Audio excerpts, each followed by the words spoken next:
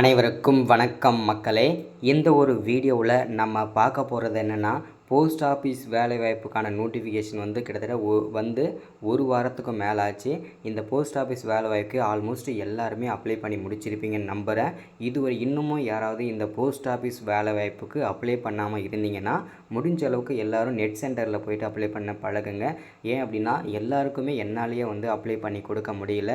So அதனால தான் எல்லாருக்குமே நான் வெயிட் பண்ணுங்கள் நானே கால் பண்ணுறேன் அப்படின்னு சொல்லியிருப்பேன்.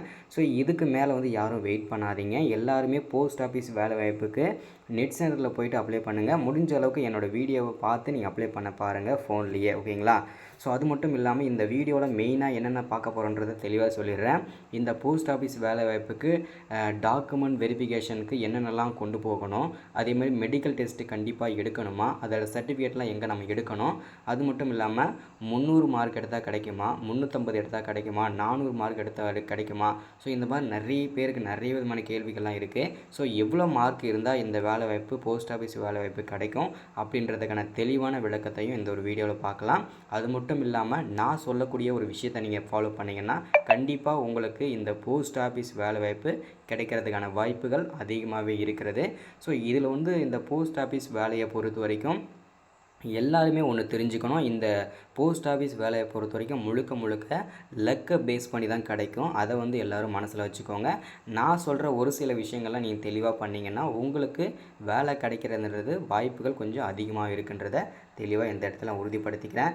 ஸோ வீடியோக்குள்ளே போகிறதுக்கு முன்னாடி நமது கவர்மெண்ட் ஜாப் டெய்லி அப்டேட் சேனலுக்கு வீடியோ இப்போ தான் நீங்கள் முதல் முறையாக பார்க்குறீங்கன்னா மறக்காமல் வீடியோவை ஷேர் பண்ணுங்கள், மறக்காமல் வீடியோவை சப்ஸ்கிரைப் பண்ணுங்கள், லைக் பண்ணுங்கள், ஷேர் பண்ணுங்கள். ஓகே, வாங்க வீடியோக்குள்ளே போகலாம். ஸோ ஃபர்ஸ்ட் ஆஃப் ஆல் நம்ம என்ன பார்க்க போகிறோம் அப்படின்னா, இந்த போஸ்ட் ஆஃபீஸ் வேலை வாய்ப்புக்கு எவ்வளவு மார்க் இருந்தால் கிடைக்குன்றதை ஃபஸ்ட்டு பார்த்துருவோம். அடுத்ததாக டாக்குமெண்ட் வெரிஃபிகேஷன்லாம் என்னென்ன கொண்டு போகணும், மெடிக்கல் டெஸ்ட்லாம் என்னென்ன எடுக்கணும், இது எல்லா தகவலும் சொல்கிறேன். ஓகேங்களா? கடைசியாக நான் சொல்கிற ஒரு டிப்ஸை நீங்கள் பயன்படுத்துகிறீங்க அப்படின்னா உங்களுக்கு வேலை வாய்ப்பு கிடைக்கிறதுன்றது கொஞ்சம் எளிதாக இருக்கும், கொஞ்சம் ஈஸியாக இருக்கும், கொஞ்சம் லக்கும் கொஞ்சம்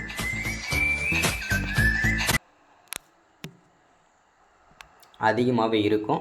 ஸோ அதனால் முடிஞ்ச அளவுக்கு எல்லாருமே பார்த்திங்கன்னா நான் சொல்கிற விஷயத்த நீங்கள் ஃபாலோ பண்ணிங்கன்னா ரொம்ப யூஸ்ஃபுல்லாகவே இருக்கும் உங்களுக்கு. சரிங்களா? So okay, first of all பார்த்திங்கன்னா எவ்வளவு மார்க் இருந்தால் கிடைக்குன்றதுக்கு நிறைய பேர் கேட்குறீங்க. ப்ரோ நான் ஜஸ்ட்டு பாஸ் பண்ணி தான் பண்ணியிருக்கேன், என்னோடய மார்க் 250 தான், இன்னும் 270 தான், வெறும் ஜஸ்ட்டு 220 தான். ஸோ இந்த மாதிரி நிறைய பேர் நிறைய விதமான கேள்வி கேட்குறீங்க. ஸோ அதேமாதிரி எனக்கு கிடைக்குமா கிடைக்காதா, ஸோ நான் அப்ளை பண்ணலாமா ட்ரை பண்ணலாமா, நிறைய பேர் அதேமாதிரி நேற்றுக்கும் என்றைக்கும் கேட்டேன். நிறைய முக்கியமான கொஸ்டின் என்னென்னா, நான் 40 ஏஜ் ப்ளஸ் பண்ணிட்டேன், ஸோ அதாவது பார்த்திங்கன்னா என்னோடய ஏஜ் 45, நான் அப்ளை பண்ணலாமா. ஸோ இந்த மாதிரி நிறைய பேர் கேட்டுகிட்டே இருந்தீங்க. ஸோ அதுக்கான விளக்கமாக சொல்கிறேன். ஃபர்ஸ்ட் ஆஃப் ஆல் எவ்வளோ மார்க் இருந்தால் கிடைக்கும் அப்படின்றத தெளிவாக சொல்லிடுறேன். ஓகேங்களா? ஃபர்ஸ்ட் ஆஃப் ஆல் இந்த போஸ்ட் ஆஃபீஸ் வேலையை பொறுத்த வரைக்கும் லக்கை பேஸ் பண்ணி தான் கிடைக்குன்றதை நான் ஃபஸ்ட்டே சொல்லிட்டேன். ஓகேங்களா? அதனால் இதில் இவ்வளோ மார்க்கு தான், அதாவது 450 மார்க் இருந்தால் தான் கிடைக்கும், 480 இருந்தால் தான் கிடைக்கும், 490 இருந்தால் தான் இந்த போஸ்ட் ஆஃபீஸ் வேலைக்கு நீங்கள் அப்ளை பண்ணணும் அப்படின்றதுக்கான யாரெல்லாம் நீங்கள் மைண்ட் செட் பண்ணி வச்சுருக்கீங்களோ அவங்களுக்கு எல்லாருக்குமே பார்த்திங்கன்னா நீங்கள் யாருமே அப்படி மைண்ட் செட் பண்ணாதீங்க. ஓகேங்களா? நீங்கள் ஜஸ்ட்டு பாஸ் பண்ணாலும் சரி, 400 எடுத்தாலும் சரி, 350 எடுத்தாலும் சரி, 300 எடுத்தாலும் சரி, இல்லை அதுக்கு கீழே ஜஸ்ட்டு பாஸ் பண்ணியிருந்தாலும் சரி, 490 மார்க் எடுத்திருந்தாலும் சரி, எதுவாக இருந்தாலும். ஓகேங்களா? So one second.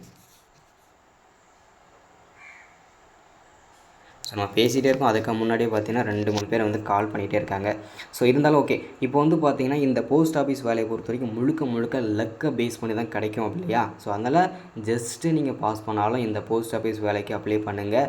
ஸோ நீங்கள் எவ்வளோ மார்க் எடுத்தாலும் இந்த போஸ்ட் ஆஃபீஸ் வேலைக்கு அப்ளை பண்ணுங்கள். ஓகேங்களா? உங்களுக்கு 250 மார்க் எடுத்திருந்தாலும் இந்த போஸ்ட் ஆஃபீஸ் வேலை கிடைக்கும், 490 எடுத்தாலும் இந்த போஸ்ட் ஆஃபீஸ் வேலை கிடைக்கும், 400 எடுத்தாலும் கிடைக்கும், 450 எடுத்தாலும் கிடைக்கும். அது எப்படி அப்படின்றத தெளிவாக சொல்கிறேன். ஸோ ஒரு உதாரணம் சொன்னால் உங்களுக்கு தெளிவாக புரியும்னு நினைக்கிறேன். இப்போ ஒரு மாவட்டத்தில், ஏதாவது ஒரு மாவட்டம் எடுத்துக்கலாம். இப்போ ஏதாவது ஒரு மாவட்டத்தில் பார்த்திங்கன்னா ஒரு 100 வேக்கன்சி இருக்குதுன்னு வச்சுக்கங்களேன். அந்த 100 வேக்கன்சிக்கு பார்த்திங்கன்னா 101 பேர் அப்ளை பண்ணுறாங்கன்னு வச்சுக்கோ. ஒரு உதாரணத்துக்காக சொல்கிறேன். ஓகேங்களா? இப்போ 100 வேக்கன்சி இருக்குது, அதில் பார்த்திங்கன்னா 101 பேர் அப்ளை பண்ணியிருக்காங்க.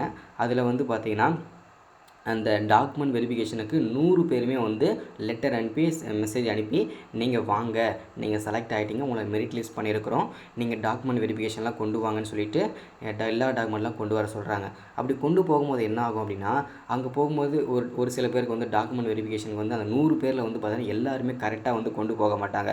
ஒரு சில பேருக்கு டாக்குமெண்ட் வந்து மிஸ் ஆகிருக்கலாம், ஒரு சில பேருக்கு மெடிக்கல் டெஸ்ட் வந்து அன்ஃபிட்டடாக இருக்கலாம், இல்லை ஏதாச்சும் ஒரு ரீசன்னால் அவங்க வந்து அன்றைக்கி வந்து போக முடியாமல் இருக்கலாம். ஸோ இந்த மாதிரி ஏதாவது ஒரு ரீசனால் அவங்க அன்றைக்கி போகலை அப்படின்னா அவங்கள வந்து அன்றைக்கி ரிஜெக்ட் கண்டிப்பாக 100% வந்து ரிஜெக்ட் பண்ணிவிடுவாங்க. அதில் எந்த விதமான மாற்று கருத்துமே கிடையாது. ஸோ இப்போது 100 போஸ்டிங்க்கு 99 பேர் செலக்ட் பண்ணிட்டாங்க. இன்னும் ஒரு போஸ்டிங் இருக்குது, அதில் இன்னும் ஒரு தடவை செலக்ட் பண்ணணும். இப்போது அடுத்த யார் இருக்காங்கன்னு சொல்லிட்டு பார்ப்பாங்க, சரிங்களா? அப்படி பார்க்கும்போது அவர் வந்து 101 ஒரு ஆள் வந்து அப்ளை பண்ணியிருந்தாங்க இல்லையா, அவர் வந்து பார்த்திங்கன்னா ஜஸ்ட்டு பாஸ் தான் பண்ணியிருக்காரு. அப்படின்னா வேறு மாவட்டத்தில் அப்ளை பண்ணியிருந்த ஒரு ஆளை அதிகமான மார்க் எடுத்து பார்த்திங்கன்னா இந்த மாவட்டத்தில் போடுவாங்களா அப்படின்னு கேட்டிங்கன்னா கண்டிப்பாக போட மாட்டாங்க. அந்த மாவட்டத்தில் யார் கம்மியான மார்க் எடுத்திருந்தாலும் சரி, ஜஸ்ட்டு பாஸ் பண்ணி மார்க் எடுத்திருந்தாலும் சரி, எவ்வளோ மார்க் எடுத்திருந்தாலும் அவருக்கு தான் அந்த வேலை கிடைக்கும். ஓகேங்களா? 100 போஸ்டிங்கில் 99 பேர் செலக்ட் பண்ணிட்டாங்க. இன்னும் ஒருத்தர் வந்து ரிஜெக்ட் பண்ணிட்டாங்க, இன்னும் ஒருத்தர் கம்மியான மார்க்கில் செலக்ட் பண்ணியிருக்காங்க. ஸோ இப்படி பார்க்கும்போது என்ன ஆகுனா 100% இந்த போஸ்ட் ஆஃபீஸ் வேலையை பொறுத்த வரைக்கும் லக்கை பேஸ் பண்ணி தான் இருக்குது. அதில் எந்த விதமான சந்தேகமும் யாருக்கும் வேண்டாம். அப்படின்றப்போ நம்ம வந்து ஜஸ்ட்டு பாஸ் பண்ணியிருந்தாலும் இந்த போஸ்ட் ஆஃபீஸ் வேலைக்கு அப்ளை பண்ணணும்.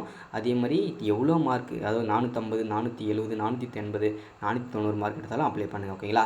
ஸோ இப்போ எவ்வளோ மார்க் எடுத்திருந்தால் இந்த போஸ்ட் ஆஃபீஸ் வேலை கிடைக்குன்றதுக்கான தெளிவான விளக்கமே எல்லாருக்குமே கொடுத்தாச்சு. இதுக்கப்புறம் இந்த கேள்வி வந்து கேட்க வேண்டாம் யாருமே. இந்த வீடியோ யாரெல்லாம் இந்த கேள்வி டவுட்டாக இருக்குன்னு நினைக்கிறாங்களோ அவங்களுக்கு எல்லாருக்குமே நம்ம வீடியோ வந்து ஷேர் பண்ணுங்கள். தெளிவாக அவங்களுக்கு வந்து புரிஞ்சிடும்.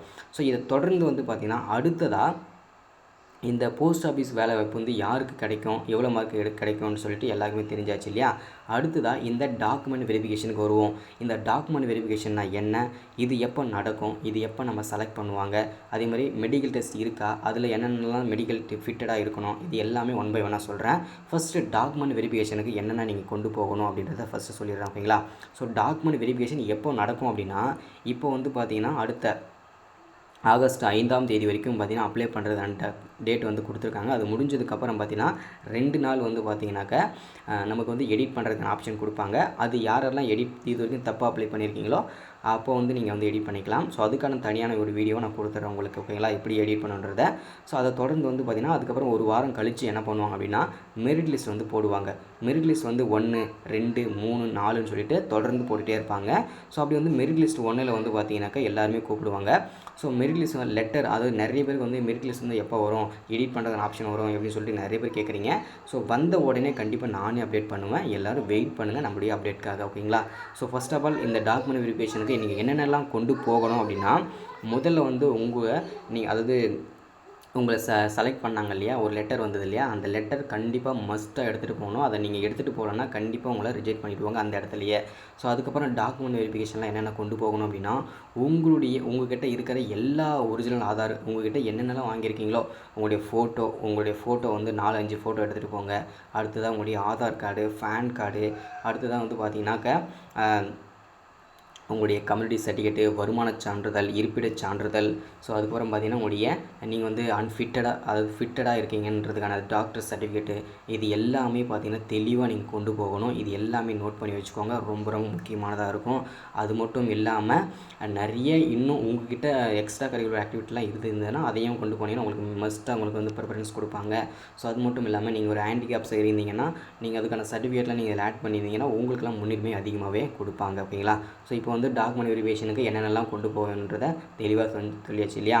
இப்போது கடைசியாக ஒரு விஷயம் சொல்கிறேன். இந்த விஷயத்தை நீங்கள் பண்ணிங்க அப்படின்னா கண்டிப்பாக உங்களுக்கு இந்த வேலை வாய்ப்பு கிடைக்கிறதுன்றது அதிகப்படியான வாய்ப்பு இருக்குன்னு சொல்லியிருந்தேன் இல்லையா?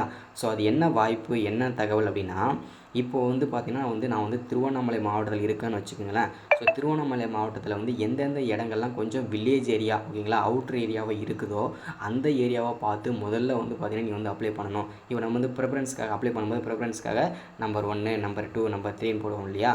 அப்படி வந்து பார்த்திங்கன்னா எந்த ஏரியா வந்து கொஞ்சம் அவுட்ராக இருக்குது அது வந்து நம்பர் 1 போடலாம். போடலாம். இன்னும் கொஞ்சம் அவுட்டராக இருக்குன்னா அதுக்கு நம்பர் 2, அது இன்னும் கொஞ்சம் பக்கத்தில் இருக்குன்னா அதுக்கு 3, அந்த மாதிரி சொல்லிட்டு எவ்வளோ வேகன்சி இருக்கோ. இப்போ 100 வேகன்சி இருக்குன்னா அந்த 100 வேகன்சியுமே நீங்கள் வந்து நம்பர் போடுங்க, ப்ரிஃபரன்ஸ் கொடுங்க. இதை நிறைய பேர் தப்பு பண்ணுறீங்க. ஸோ இதை தெளிவாக பண்ணுங்கள், ஓகேங்களா? ஸோ இதை பண்ணிங்கன்னா கண்டிப்பாக உங்களுக்கு வந்து வேலை கிடைக்கிறதுன்றது அதிகமான வாய்ப்பாக இருக்கும். ஸோ இதுதான், ஓகேங்களா? ஸோ இந்த மாதிரி முக்கியமான அப்டேட்லாம் தொடர்ச்சி நான் வீடியோ கொடுத்துட்டே இருக்கேன். அது மட்டும் இல்லாமல் இன்னும் வேறு ஏதாவது தகவல் வேணும்னாலும் கீழே கமெண்ட்டில் சொல்லுங்கள். அதே மாதிரி பார்த்தீங்கன்னா அடுத்தடுத்த வீடியோஸ்லாம் தொடர்ச்சியாக வரும்.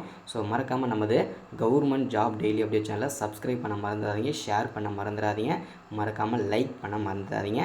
Thank you, welcome. அடுத்த வீடியோவில் தொடர்ச்சியாக சந்திக்கலாம். தேங்க்யூ.